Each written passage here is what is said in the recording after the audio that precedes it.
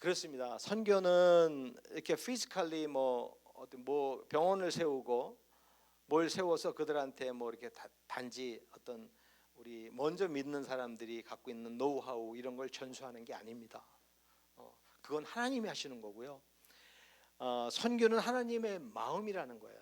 이 성경에 보면 이 선교에 대해서 하나님 왜 우리가 선교를 해야 되고 또 그 선교가 과연 뭐냐 어떤 그런 근본적인 질문을 던졌을 때에 성경적으로 많은 그 근거들이 있어요.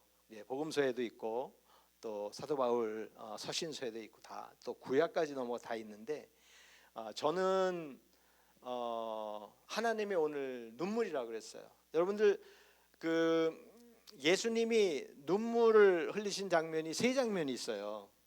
첫 번째는 나사로가 저기 마리아의 오빠죠. 베다니에서 이제 죽었다가 이제 나는 부활이요 생명이니 나를 믿는 자는 죽어도 살겠고 뭐 그 말씀 여러분들 아시잖아요. 그때의 그 히스토리에서 나사로가 죽었을 때 모든 사람들이 이렇게 막 마음이 아파서 서로 울고 할 때에 그 연민의 정으로 눈물을 흘렸다고 이렇게 돼 있고요. 두 번째는 그러니까 이제 예루살렘. 예수님이 누가복음서의 19장에 보면은 이제 예루살렘으로 이제 십자가 사역을 감당하기 위해서 들어가기 바로 직전에 여리고에서 이렇게 여리고가 좀 높은 데 있어요. 이렇게 예루살렘을 내려다 보게 돼 있거든요. 거기서 예루살렘아 예루살렘아 너희가 이 복음의 평화를 알았더라면 하면서 나중에 예루살렘이 멸망할 거에 대한 그 동족 이스라엘 핏줄이시잖아요. 성령으로 잉태하셨지만 이 유대를 바라보면서 그 찢어지는 아픔으로 우셨다고 되어 있고요. 그다음에 마지막으로 여러분들 다 아시다시피 겟세마나 동산에서 땀방울이 핏방울이 되도록 통곡으로 눈물을 흘리셨다고 히브리서의 기자의 거기에 보면 나오거든요. 이 세 가지가 다 이제 조금 뉘앙스는 틀려요. 하나는 불쌍한 마음에 연민의 인간의 정으로 우셨고 또 하나는 이제 동족이 멸망하는 그런 것 때문에 또 하나는 이제 십자가의 사역을 감당하면서 진짜 이거야말로 이제 구원의 사역으로 인해서 거기서 이렇게 우셨잖아요. 근데 그 세 가지 중에서 다 조금씩 차이 있지만 근본적으로 같은 맥을 같이 하는 건 영원 구원이라는 겁니다. 영원 구원 때문에 예수님이 우신 거예요. 인간으로 오셔서 이 하나님의 그 자비와 사랑, 오늘 눈물이라는 표현을 썼는데요. 이것이 이 하나님의 마음이 가장 잘 나타나 있는 그 구절이 저는 요나서에 있다고 생각을 합니다. 물론 이제 많은 부분에서 하나님의 사랑이 나오죠. 근데 제가 보기에는 이것보다 더 하나님의 그 애틋한 애통하는 그 영혼들을 향한 그 사랑과 자비의 마음이 있을까 하는 생각이 드는데 오늘 본문 읽었던 요나서 4장 10절에서 핵심입니다. 요나서 여러분들 스토리를 너무 잘 알잖아요. 1장에는 요나서가 소명을 받았음에도 불구하고 도망가잖아요. 도망가다가 이제 하나님의 정권적인 그 능력에서 이제 다시 올 수밖에 없죠. 오는데 거기서 또 바다에 빠지는 그런 던져지는 경험, 그 다음에 고래 뱃속에서 3일 동안이나 주님이 3일 동안 계셨던 것처럼 3일 동안에 있다가 결국은 토해내서 그 니느웨의 백성, 그 아시리아의, 그러니까 유대인한테는 원수 같은 족속이죠. 거기에 복음을 전하라 그래서 어거지로 복음을 전하는데 어거지로 전한 복음이 그 사람들이 옷을 찢고 회개했다고 돼 있어요. 3장에. 그래서 전혀 예상치 못한 결과가 나오면서 지금 마음이 좀 삐뚤어져 있는 상태예요. 그 상태에서 오늘 4장의 말씀이 나옵니다. 그러니까 그 박넝쿨을 가려서 그래도 좀 선선하니 좀 괜찮았었는데 그게 벌레가 먹어서 이렇게 구멍이 나면서 해가 들어오니까 차라리 나를 데려가 달라고 그렇게 불만을 하면서 하나님께서 하신 말씀이 오늘 이 말씀입니다. 12만 명의 니느웨 백성. 니느웨가 어디냐면 지금 현재 위치로 따지면 이라크 지역이에요. 아시리아가 이제 부흥을 했던 그 시대인데, 그럼 그 자리를 지금 어떤 민족들이 지금 점령하고 있습니까? 이슬람들이잖아요. 그러니까 하나님은 이슬람 헛된 알라를 믿는 그 사람들의 그 영혼까지도 지금 애통하는 마음으로 지금 눈물을 흘리고 계시는 거거든요. 그렇습니다, 여러분. 오늘 설교 제목처럼 선교는 정말 구원받지 못한 그런 그 영혼들을 정말 안타까워하는 마음으로 눈물을 흘리시면서 보는 그 아버지의 자비와 사랑입니다. 우리가 선교를 생각하면 그거보다는 그냥 어떤 피지컬리 우리가 그냥 어떤 의무감, 사명감 이것 때문에 그냥 뭐 단기 선교 가서 조금 도와주고, 또 저같이 선교사 같은 경우는 선교사로 나가고, 그런 것이 선교의 컨셉이라고 생각하는데, 이 하나님의 마음이 바탕이 되지 않는, 예를 들면 우리가 이 마음을 품지 않고, 하나님의 마음을 품지 않고, 그 눈물을 우리의 눈물로 인식하지 않고 우리가 신앙생활을 하는 것은 정말 반쪽짜리 믿음밖에 안 되는 거예요. 우리는 부활을 소망하잖아요. 주님 오실 때에 우리는 이제 믿고 죽은 자들은 부활한다고 돼 있고, 우리가 만약에 내일 오시면 우리 다 살아 있잖아요. 우리는 들림 받는다고 돼 있어요. 그런 그 하나님의 그 부활의 그 소망이 없다면 이 선교는 아무 의미가 없는 거예요. 그래서 저는 오늘 여러분들에게 말씀드리고 싶은 거는 선교해야 된다. 근데 꼭 선교가 아니더라도 하나님 그 말씀에 하나님이 이렇게 음성을 주시잖아요. 그거를 순종하는 것 자체가 하나님의 마음을 이해한다고 생각을 해요. 오늘 이 말씀에 보면은 하찮은 박넝쿨을 네가 아끼는데 내가 이 12만 명의 영혼들을 안타까워하는 것이 어떻게 합당치 아니하냐, 이런 말씀을 하시는 거거든요. 근데 그 박넝쿨은 현재 우리 입장에서는 여러 가지 우리 개념으로 생각할 수 있지만 우리가 아끼는 것들이 있잖아요. 우리 가족, 뭐 막말로 내 새끼 이런 거, 그다음에 돈, 직장, 명예, 이런 것들일 수가 있어요. 근데 오늘 하나님께서는 그것도, 그 헌신도 내가 받기는 해야 되겠지만 그게 중요한 게 아니라, 나는 저 불쌍한 저 이슬람의 영혼들을 애타게 내가 눈물을 흘리고 있다. 너희가 나를 위해서 갈 수는 없겠니? 이런 말씀을 하고 계시는 거군요. 여러분, 선교는 은사가 아닙니다.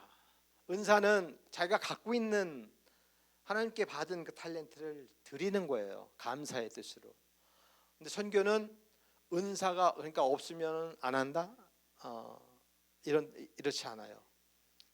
선교는 은사가 아니라 항상 여러분들이 기억하셔야 게 사명입니다. 사명이고 하나님의 명령입니다. 복음서에 보면 예수님께서 승천하시기 전에 이제 모든 3년간의 공생의 사역을 다 이루시고 십자가 사역을 마무리하시고 다시 부활하셨잖아요. 그렇게 하고 제자들에게 나타나셔서 하신 말씀은 딱 하나입니다. 너희는 이 천국 복음을 전하라는 거예요. 너희는 가서 모든 족속으로 제자를 삼아서 아버지와 아들과 성령의 이름으로 세례를 주라고 돼 있어요. 이거는 이제 주님의 지상 명령입니다. 그러니까 우리가 해도 되고 안 해도 되고 하는 것이 아니에요. 선교는 우리가 해야만 되는 겁니다. 그래서 여러분들 기도하실 때에 그냥 나를 위해서, 나의 어떤 신앙의 어떤 진보를 위해서, 또 내가 갖고 있는 어떤 그런 핸디캡들을 해소하기 위해서 기도도 당연히 하셔야 되지만 항상 기도 안에는 이 하나님의 마음이 있어야 됩니다. 이게 선교는 어떤 기도 안에도 들어가야 되는 거예요. 그래서 여러분들에게 부탁드리는 거는 우리 과테말라 최용준 최재석 선교사를 늘 주보에 늘 나오잖아요.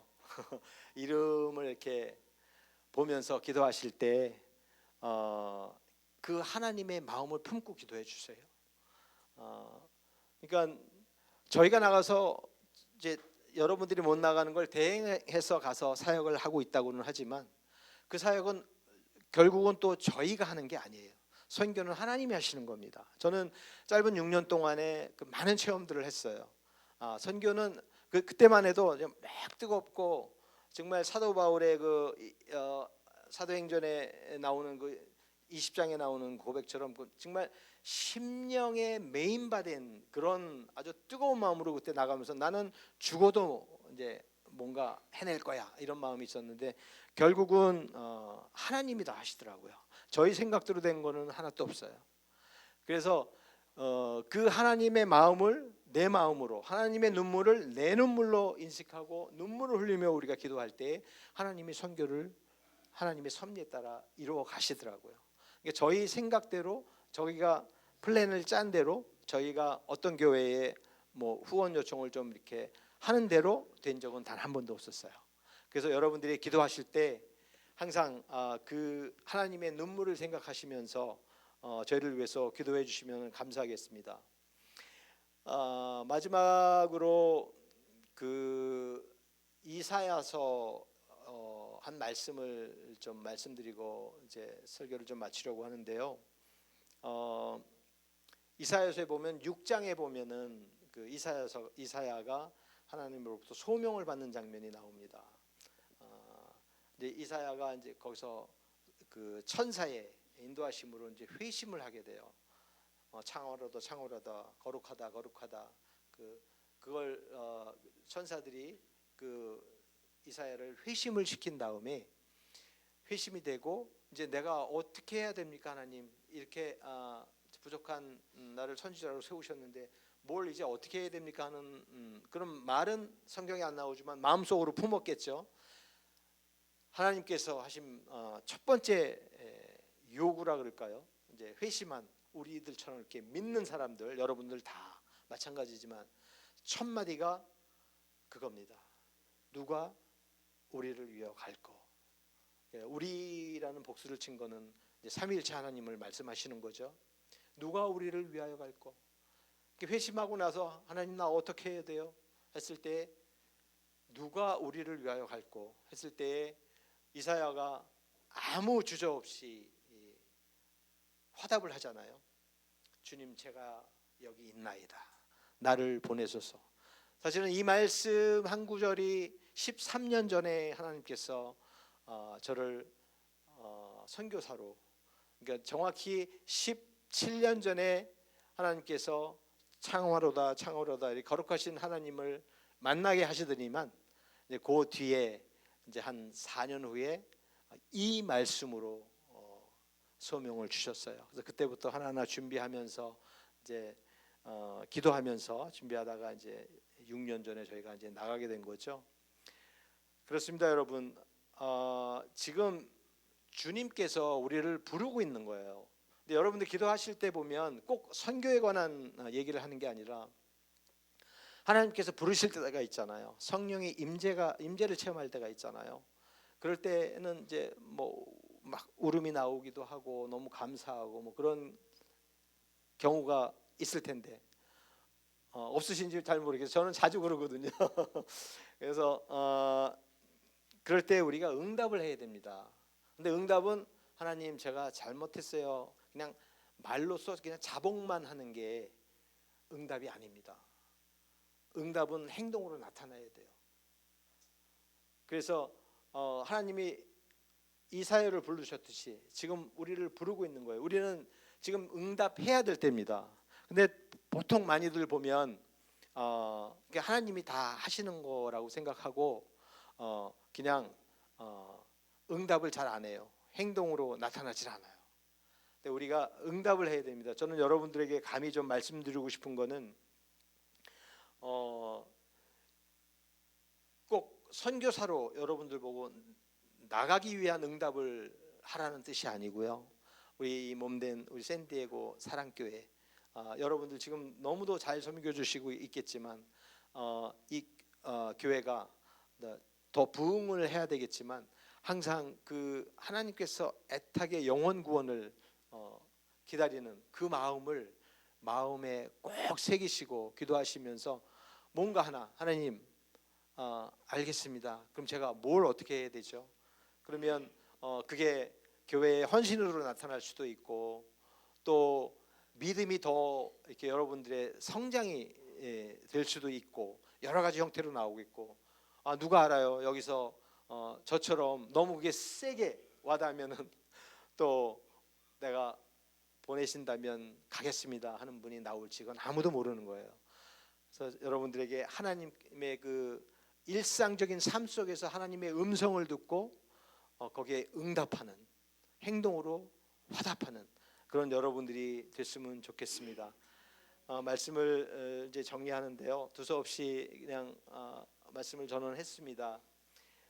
어쨌든 오늘의 핵심 메시지는 선교는 그냥 단기 선교 한번 가는 거 그런 것이 아니고 하나님의 눈물이라는 거예요. 그거를 항상 간직해야 됩니다.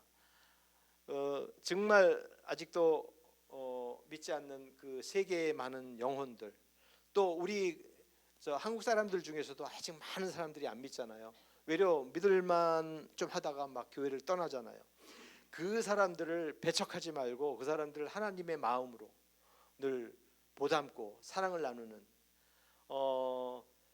그러니까 하나님의 누가복음에 보면은 그 탕자에 비해서 나오는 그 아버지의 그 사랑의 마음 그 마음을 항상 저희들이 간직하고 선교를 생각하신다면 그러면은 이제 뭐 내년이 될지 후년이 될지 모르지만 만약에 단기 선교팀이 한번 가는 걸로 또 결정이 되면 오늘 이 자리에서 제가 이렇게 말씀드린 그 하나님의 마음을 생각하시고 동참하시고 한번 오세요. 과테말라 너무 좋아요. 결국은 결론은 과테말라 한번 오시라는 결론으로 이렇게 되는데 하여간 기도해 주십시오. 저희들이 아까 말씀드린 대로 사역이 잘 되도록 기도도 좀 해주셔야 되겠지만 저는 그 기도도 당연히 원하지만 그게 프라이머리 넘버 원은 아니에요. 저희는 저희의 여러분들에게 부탁드리는 기도는 아까 말씀드린 대로 저희들이 선한 싸움을 잘 싸워갈 수 있도록 믿음이 변질되지 않도록 그 사랑이 식지 않도록 그것만 기도해 주시면 뭐 사역이 뭐 커지는 건 다 하나님이 하시는 건데 저희는 그 마음으로 사역합니다. 그래서 아침마다 이제 둘이 매일 부흥회해요. 아무리 사역이 바빠도 하나님과의 이 교제가 멀어지면 사역이 바쁘다는 핑계로 멀어지면 저희는 사역할 수가 없어요. 그걸 저는 철저히 체험을 했기 때문에 무슨 일이 있어도 아침에 매일 부흥회를 짧은 30분 부흥회든 1시간 부흥회든 부흥회가 무슨 뜻인지 알죠? 눈물로 기도하면서 하나님의 말씀을 순차적으로 보면서 그리고 그 기쁨으로 사역장에 이제 오전에 나갑니다. 그 믿음이 변질되지 않고 그 초심 모든 영혼들을 품겠다는 그 사랑의 초심이 변질되지 않고 끝까지 공인 컨선 할 수 있도록 그걸 위해서 여러분들 기도를 부탁드립니다. 오늘 말씀 같이 나눠서 너무 행복하고요. 이제 또 내년에 언제 또 올지 모르지만 또 이제 와서 여러분들과 또 은혜를 나누는 시간 갖겠습니다. 항상 건강하시고요. 증거해 주십시오. 네, 감사합니다. 우리 잠깐 기도하고 마치겠습니다. 하나님 감사합니다.